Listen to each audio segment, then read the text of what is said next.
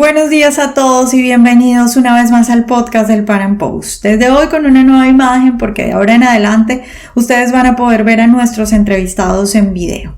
Y empezamos esta nueva etapa del podcast del Pan Am Post con una noticia muy importante y con un tema muy interesante, porque 3 terroristas de Al Qaeda han sido capturados en Estados Unidos, con una particularidad. Los 3 terroristas tienen pasaporte colombiano y, según afirman diferentes medios, habrían llegado a Colombia a adquirir esa documentación a través de Venezuela.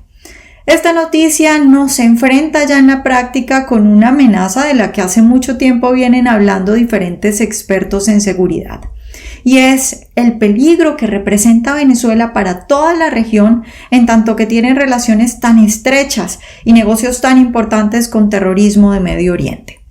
Muchas preguntas surgen a partir de esta noticia. Por ejemplo, en Colombia, tal y como sucede en Venezuela, ya funciona una red delincuencial para dar pasaportes a extranjeros, entre ellos a terroristas de Medio Oriente, o esto es un hecho aislado. ¿Qué posición va a tomar Estados Unidos de ahora en adelante? ¿Cómo cambia el discurso de Estados Unidos cuando Venezuela está demostrando que no solo es un peligro en tanto que hay un régimen socialista, sino sobre todo por sus relaciones con el terrorismo de Medio Oriente, que es definitivamente uno de los temas más importantes en este momento para Estados Unidos? ¿Y qué vienen a hacer estos terroristas de Medio Oriente en la región? ¿Cuál es su interés y por qué están ganando espacio en diferentes países de la región? Todo esto lo vamos a conversar con un experto en el tema, experto en seguridad, Joseph Humire, quien es director del Centro para una Sociedad Libre y Segura en Washington. Joseph, buenos días y gracias por estar de nuevo con nosotros. Buenos días, Vanessa, gracias por la invitación, como siempre. Bueno, Joseph, pues acaban de capturar acá en Estados Unidos a 3 terroristas de Al Qaeda, pero es particular porque estos señores son colombianos, tienen pasaportes colombianos, supuestamente nacieron en Cartagena. Sin embargo, diferentes medios y algunos periodistas bastante reconocidos en Colombia, como Luis Carlos Vélez, aseguran que estos señores ingresaron a Colombia por Venezuela, lo cual tiene mucho sentido porque los pasaportes fueron sacados en La Guajira. Y bueno, ya sabemos también toda la red que hay para dar pasaportes en Venezuela. Entonces, hablemos de eso y empiezo preguntándote qué tan grave es esto y cómo considera, o sea, qué tipo de amenaza consideraría que es esto Estados Unidos, porque estamos hablando de unos terroristas de Al Qaeda con pasaporte colombiano que entraron por Venezuela. ¿Qué tipo de amenaza es esa o qué tan peligroso es?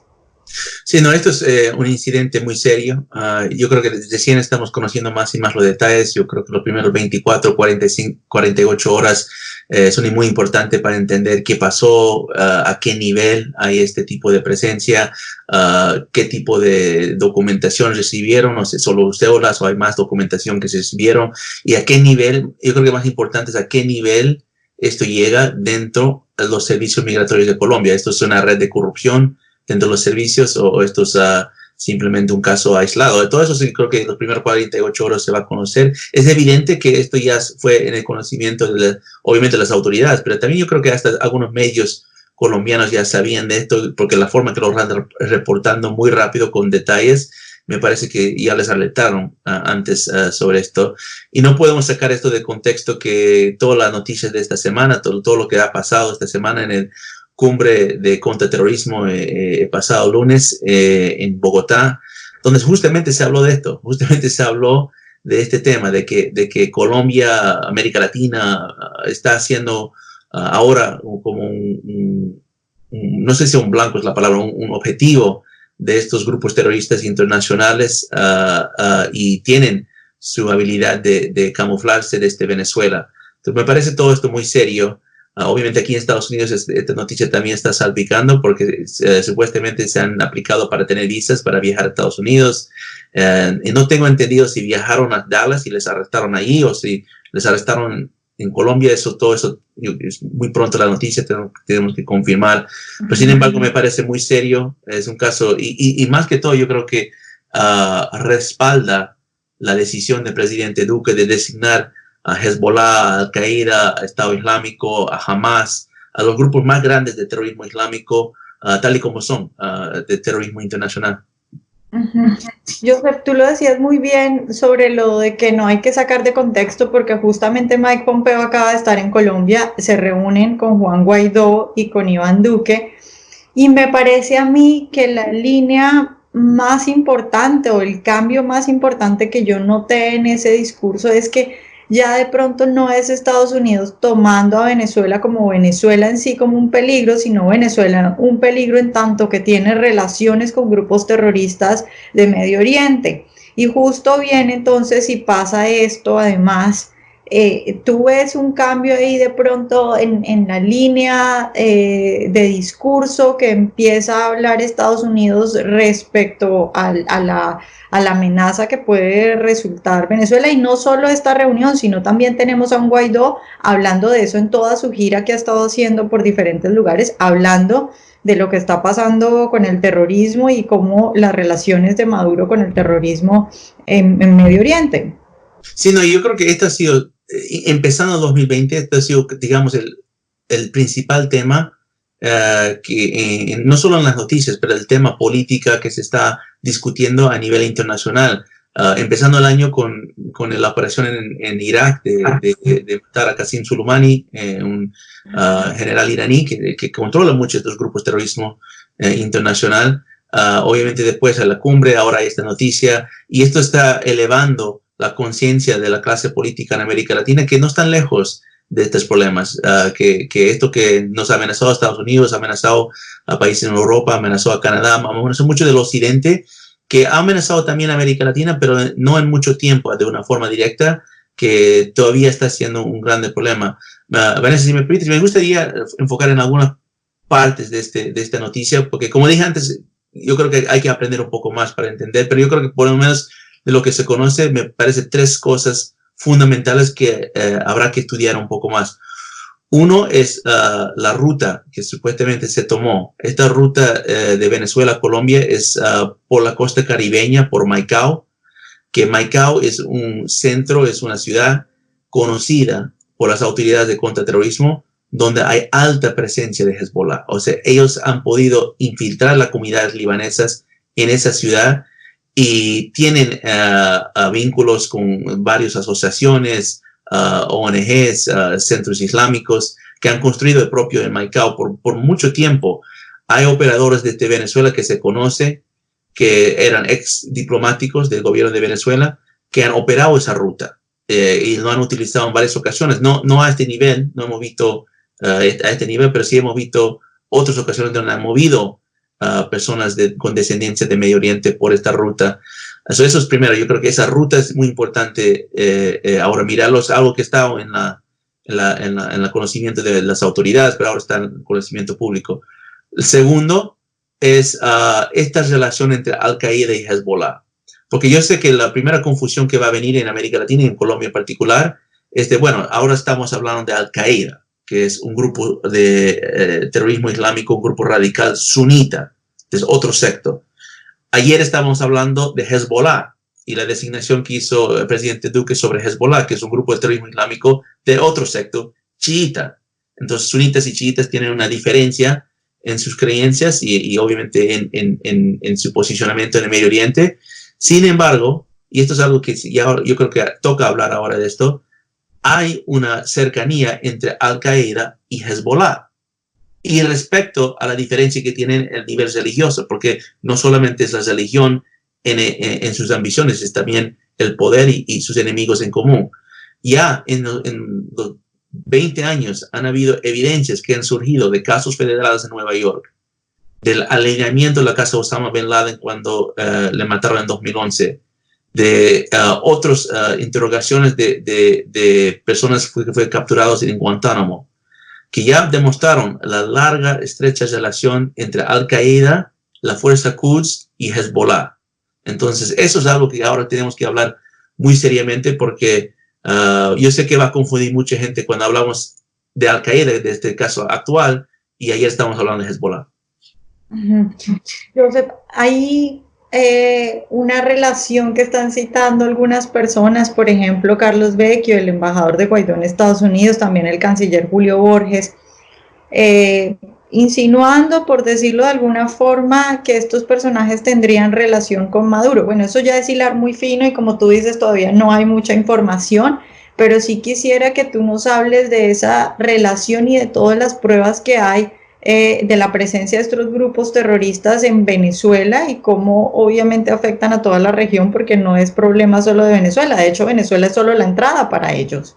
Sí, mira, yo creo que lo que ha sido la parte que se ha ido más enfocándose y comprobándose también del apoyo que el régimen de Venezuela ha dado a estos grupos es en el lado de servicios migratorios.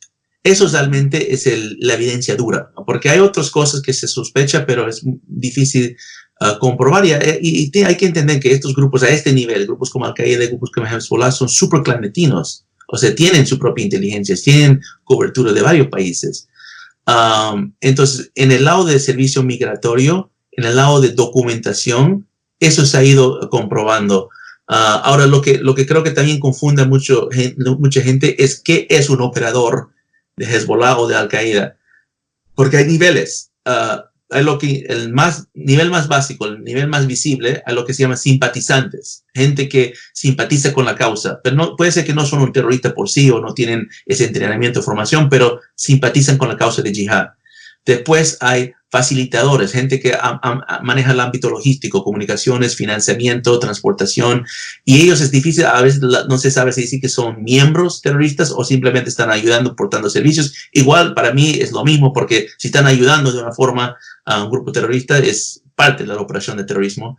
Y después, por último, los más difíciles de ver son los operadores, los que realmente van a hacer el atentado, lo que van a hacer el coche bomba, o cualquier tipo de acción que van a tomar. Esos son invisibles en muchos casos, son fantasmas, cambian entidad y bueno, lo que estamos viendo.